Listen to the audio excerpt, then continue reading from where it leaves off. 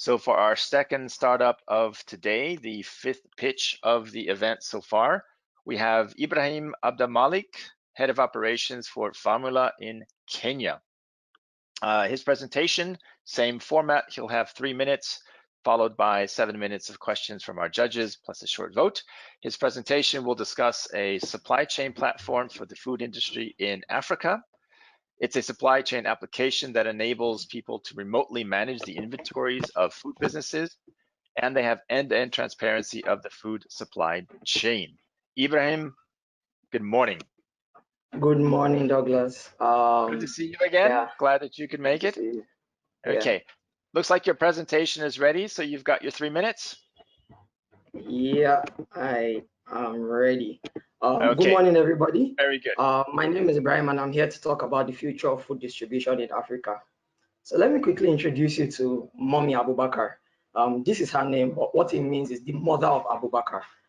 She operates a mini distribution which is powered by Farmula, through which she's able to serve a minimum of 50 businesses closest to her, which have demand for both rice and beans. And we're looking at, by the end of Q3, Mommy Abubakar will be able to make $500 per month through the sale of food. Now, Mommy Abubakar makes part of the first half of our back-end physical infrastructure, which are location-specific distributors that are able to easily monitor their inventory and recurrent sales for businesses. The second half is a robust database of farmers that gives us a dynamic knowledge of when these farmers' harvests are ready. Now, together, they are able to help us solve the lingering problem of supply chains, which are fragmented for both the movement of food and information. Now, these longer chains result in information asymmetry in terms of what people are eating and what is being produced. The information asymmetry drives costs because of there are multiple players on the chain, and these costs make it difficult to generate revenue. So we ask ourselves a simple question: how can we build a better supply chain for food, for the food industry? And what we're building is a B2B platform that caters to the movement of produce and information. With Farmula, we say producers can earn more while buyers get more value for their spend.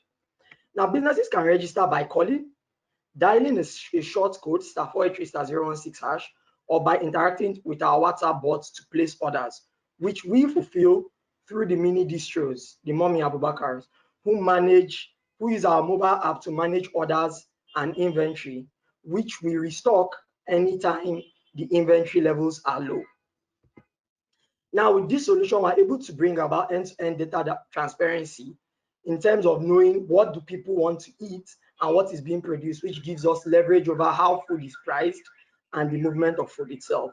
We're able to command better prices from logistics firms since we're able to aggregate large orders, and we're able to say our volumes that we're selling every week are predictable.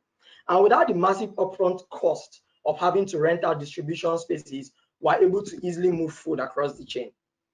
Now, the way we make money is we charge 20% per transaction of the profit that is made on every sack of produce that is sold.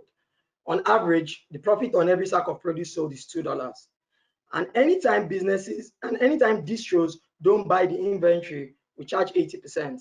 Now, on the other hand, producers who are specialized in terms of processing of agricultural produce, we charge them 20%, 22%, and 80% depending on their level of growth. We're targeting the largest consumer markets in East and West Africa, 1.5 million food service businesses, which spend about $20 billion annually. Our target is $1 billion of that market, which are phone literate food businesses, which focus on the purchase and sale of potatoes, onions, tomatoes, rice, and beans. Now, compared to other players in the space, we are demand driven. We take demand and use it to drive the supply of the chain, right? We also have end-to-end symmetry that enables us to get real-time data and know what crops to focus on, and we share the cost for renting of distribution spaces with Mommy Abubakars. The team is made up of Vivian Opondo, our CEO, has a degree in aerospace engineering and a postgraduate in data science. Ahmed Madani, an MSc in nuclear engineering and 7 years experience building softwares. Jackie Kimani, who has 3 years experience building communities and 4 years of product management, and myself, who's chasing my MSc in economics and have 6 years experience in running operational heavy businesses. Together, we all have combined experiences spanning the agricultural industry. Over the next 2 quarters, our plan is to increase the scale of our farmer database and begin to build demand prediction, and also launch remote quality checking, which removes the need for what we call high evaluation of produce. Our go-to-market strategy is focused on 5 core crops, start with 6 distributors who are able to give us access to 300 businesses, and build inventories for these businesses through their ordering patterns. Our traction is we've been able to get 70 farmers, 20 restaurants, 36 resellers, and the producers on our platform have been able to increase their revenue by 10%.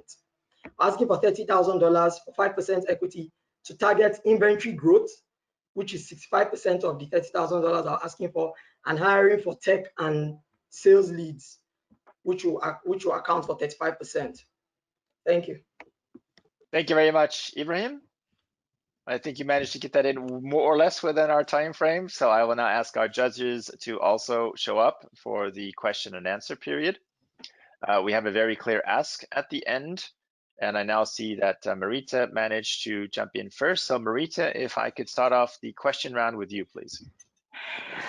Ibrahim, thank you. So it was really impressive. And I think you were up to something absolutely what is needed, and something what is empowering also other people to grow and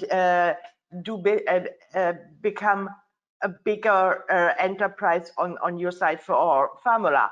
The question is, what is the biggest obstacle right now for Farmula, for you as a team, you know, to reach out to your target, to the farmers, to the target audience?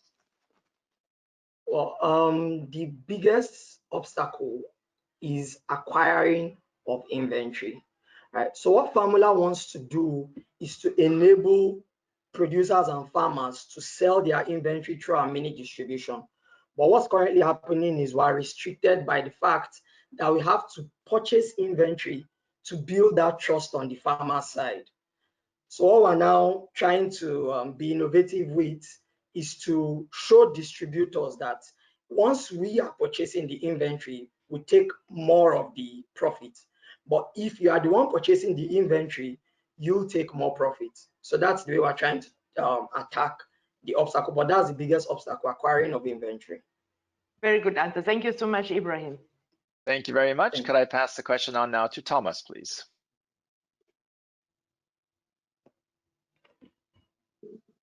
You might be muted, Thomas. Oh, thank you, Ibrahim. Yes, thank you, Ibrahim,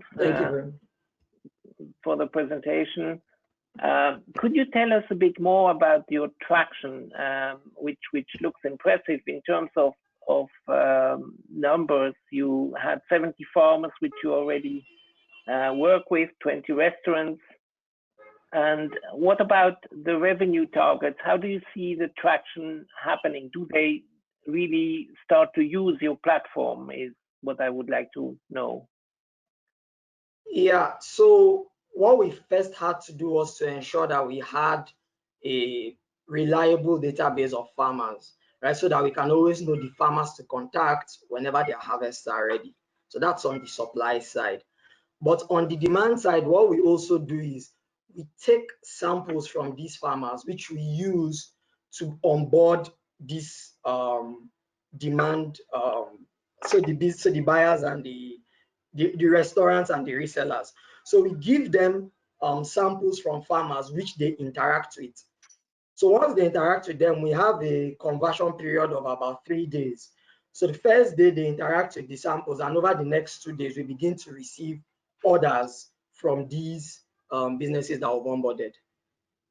So it's quite, I won't say it's as quick as we want it to be, but it's quite fast in terms of how fast we're able to convert buyers through the platform. Okay, thank you. Thank you very much. Axel, please. Okay, so yeah, again, very impressive. I think you're onto something great. I have a question to your business model. So you showed the 20% margin, so to speak, that you were asking from the transaction. I I feel this, it sounds to me actually a pretty high number, but maybe you can explain it a little bit more, because you were, I heard inventory later on. So are you making transactions on the platform, or are you actually selling inventory? So what happens is, so like let me use Mommy Abubakar for an example. As of now, she has paid the rent for her distro, and she's skeptical about how much inventory she should acquire in order to run the distro. On our end, we're already onboarding the businesses that are going to be purchasing from Mommy Abubakar. So what happens is, for every sack that is sold through the platform, the average profit per transaction is $2, right? But so the average profit per sack that is sold is $2. So what we now do is we say, of this profit, we make more when we purchase the inventory as against when you purchase the inventory. So we use that to be able to convince her to purchase more inventory directly, as against Farmula taking on the burden of purchasing inventory ourselves. Okay, interesting. Okay, I think I need to dig more deeper, but I think it can be a super interesting model. Thank you. Yeah. All right, then, thank you. Okay, so thank you very much, Ibrahim, for answering those questions from our judges. And I believe this is the point that I'll also ask our judges once again to show their vote. So 1 being an idea that needs to be totally revised and reconsidered, and 4 being startup goals. So could judges please show your vote for Ibrahim's model? Excellent. Wow. Look at that, Ibrahim. Thank you. Excellent response. I think we saw from Axel's reaction, 1 or 2 things might be more clear, but 4 all the way around is an excellent response. So good luck to you. Thank you very much for sharing your ideas, your business, and your time. And now we're going to move on to our next session, which is a country ambassador.